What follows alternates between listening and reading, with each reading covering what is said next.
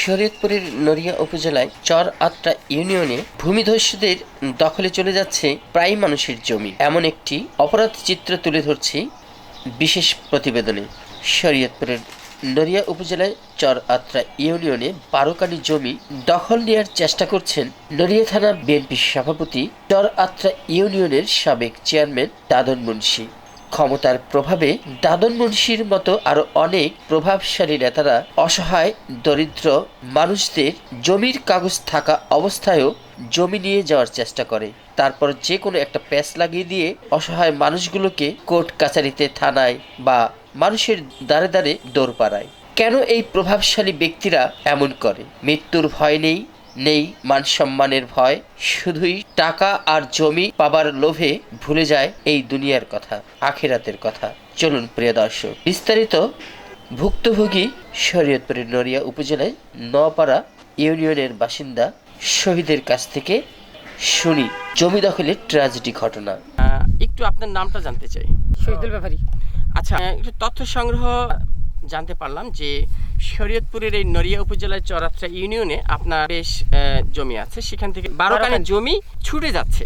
আপনারা যখনই ফসল করতে যান বা কাটতে যান তখনই একজন এসে 10 জন এসে বাধা দেয়। এরা কারা এবং কেন বাধা দেয়? আপনার তো জমির কাগজপত্র ঠিক নাই নাকি? ফসল বানিয়েছি অগ্রম মাসু আয়া জমিন মাপে ডাবে উকিল সাহেব দিয়া কিরণ সাহেবের বাগনারে আইসে লগে আনজিবি সরকারি আমিলে আছে আয় আমাকে জমিন বুঝাই দিয়েছে মাপের আমরা ফসল বানিয়েছি। ফসল আজকে 15-20 দিনে কাটার পরে এখন আমাকে জমিন জুড়ে দিই চৈটে এলাকায় ভাঙ্গিয়ে লাগছে, হামলা দিছি। কারা কারা আমি জিজ্ঞাসা করলাম তোমরা কারা? তো বলো যে আমাকে অমুককে পাঠাইছে। অমুককে দাদুন মুন্সি। আপনি চিনেন? আমি চিনি। উনি কে? এই চরাত্রা ইউনিয়নের ওই নড়িয়া থানার সভাপতি। কিসের? বিএনপির। ও আচ্ছা আচ্ছা। এর লাগে আমার ফোনে কয়েকবার কথা হয়েছে যে ভাই আপনি কেন বিরক্ত কথা আছেন? কিরণ সাহেবের কাগজপত্র দেখছি, আমগো নামে দলিল, আমগো নামে রেকর্ড। আপনাদের এমপি সাহেব কিরণ সাহেব, শফিকুর রহমান কিরণ সাহেব 2 আসনের যে এমপি বলছে যে তোমাকে জমি তোমরা গিয়া চও মাঠে যাও গিয়া জিটি করো, যদি তোমাকে উপরে হামলা দেয় তাহলে থানায় আবার এরা জানাইবা। থানায় জিডি করছেন? জিটি করছি, মামলা যারা আপনাদের হামলা করছিল তাদের বিরুদ্ধে জিডি হয়েছে? জিটি করছি, কোর্টে মামলা করছি। মাননীয় ওসি সাহেব কি এই আমলে নিয়েছে জিডি?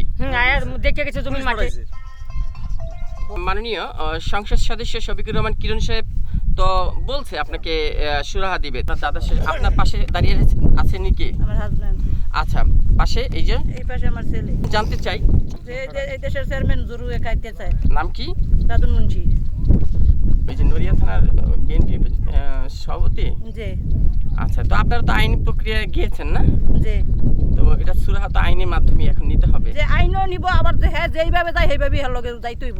কোনো যাবাই হের লগে পরিস্থিতি আছে, লাড়িটা যাইব হের লগে মামলায় যাইব, যে এমনি যাবে এমনি হের লগে পরিস্থিতি আছে জমিনের লেগে। ধন্যবাদ। আপনি তো আপনারাই তো জমির মালিক। আচ্ছা, তো আপনারা তো আইনের আশ্রয় নিয়েছেন, তো এখন আপনারা তো আইনের আশ্রয় নিয়েছেন, তো এখন কি মনে করছেন? আইন দিয়েই তো আগাবেন, মারামারি করে তো আগানো যাবে না। না, যে আমরা একটা জিনিসের সমাধান হয় না। একটু আপনার থেকে জানতে চাই, আপনি একটু বলেন তো, আপনাদের জমি, আপনারা তো উত্তরসূরি নাকি? এখানে যারা আছেন প্রত্যেকে কি উত্তরাধিকারী? উত্তরসূরি না? আচ্ছা, তো এই যে ভাই আপনি আছেন, আচ্ছা আমি একটু করে জানতে চাই আপনার নাম? আমার নাম আমির হোসেন ব্যাপারী। এই 12 কানির মধ্যে আপনি উত্তরসূরি? জি। আচ্ছা, বলেন তো একটু কি হয়েছে? আলু উড়াই নিছে, আমাকে টাকা দিয়ে দিব। তারপর হইলো আমি ফসল বানিয়েছি, পাট বানিয়েছি, বলেন পাট বানিয়েছি, আমার এই পাট 3 দিন পরে ভাঙ্গা লাইছে, বললেন 3 দিন পরে ভাঙ্গা আমার হুমকি দিছে। তারপরে এই যে হুমকি দিল, কে দিল হুমকি? হুমকি দিছে জালু মাদবর, আপনার চেয়ারম্যানের দোয়াই দেয়া। নাম কি চেয়ারম্যানের? চেয়ারম্যানের নাম হলো দাদুন মুন্সি। এই এলাকার চেয়ারম্যান ছিল? আগে ছিল। তারপরে বললেন এই যে এই ক্ষেত বললেন, এই ক্ষেত আমি আয়া দিয়ে চাষ লাগাই দিছে, বলেন আমি যে গেলাম এই ট্যারেক লাগাইছে কে কয় আমার দাদুন মুন্সি লাগাইতে কইছে। কি বলছে? তার নাম কি? যে বলছে তার নাম কি? তারপর তার নাম হলো মাসুদা বেগম, তালা ব্যাপারীর নাতিন, বললেন হ্যাঁ হ্যাঁ জমিন হ্যাঁ হ্যাঁ খাইতো, তাহলে ব্যাপারী খাইতো, বললেন। আচ্ছা, বললেন এর বাদে এই জমিন এরিয়ে আমার আড়ক দেওয়া থিছে, বাইরে তো ফসল না করছে। আচ্ছা ভাই, একটু আপনি তো উত্তরসূরি জমির, একটু বলেন তো। এই যে আমাদের জায়গা জমিন ধরেন হেরা এই অনেক আমাকে বাধা দিতে আছে। কেন বাধা দেয়? আপনার কাগজপত্র আছে না ঠিক? জি আমাদের কাগজপত্র সব ওকে। বাপদাদার নাম বলেন। যে আমাদের বড় বাবার নাম হয়েছে কালু ব্যাপারী, তার নাম হয়েছে সম্পদ। ভাই আপনি বলেন আপনার বাবার নাম? আমার বাবার নাম মজিবুর, আমার দাদার নাম নজিমুদ্দিন ব্যাপারী, দাদার নাম এই সম্পদ। আচ্ছা, তো সেই সূত্রপাতে আপনারা মালিক, তাই না? জি জি আচ্ছা, তাহলে এটা কোর্টে মামলা দিয়েছেন? জি আচ্ছা ঠিক আছে, তাহলে কোর্টে তো আপনারা কোর্ট থেকে তো রায় অবশ্যই পাবেন, তো সেইভাবেই তো এগিয়ে যেতে হবে। মারামারি ধরাধরি খুনাখুনি দিয়ে তো আর জমি পাবেন না, না। বা জমি কেউ নিতেও পারবে না। কাগজ থাকলে পারবে? পারবে না। আচ্ছা, শুনেছি এমন অনেক মানুষেরই যারা একটু দুর্বল, তাদের কাগজপত্র ঠিক থাকার পরেও এই যারা সবল তারা নিয়ে যায়, এটাই কি সত্য? এটাই সত্য। সত্য। হ্যাঁ? পোতাশালী খাড়া জোর আছে, জোর আছে তাই নিয়ে যায়, জোর আছে দিকে নিয়ে যায়। কাগজ পাত্তা দেয় না। আপনার নামটা? আমার নাম মোহাম্মদ ইসমাইল হোসেন। ইসমাইল ভাই, আপনিও কি জমির উত্তরসূরি, উত্তরাধিকারী? জি, জি। আপনার বাবার নাম কি? আমার বাবার নাম কদম আলী ব্যাপারী, আর এটা জমির ইয়ে হয়েছে আমার দাদার নামে কালু ব্যাপারী। আচ্ছা, তো কালু ব্যাপারী দাদা, তো সেই সূত্রপাতে আপনি মালিক। আপনার নাম কি? আমার নাম মোহাম্মদ ইসমাইল হোসেন ব্যাপারী। আচ্ছা ইসমাইল ভাই, তো একটু আপনার কাছ থেকে জানতে চাই যে আপনারা তো থানায় জিডি করেছেন, কোর্টে মামলা করেছেন জমি নিয়ে, তো এখানে যারাই দখল নিতে চাচ্ছে জোর করে, তো তাদের সাথে তো মারামারির কিছু না, আইনি প্রক্রিয়া আগাচ্ছেন?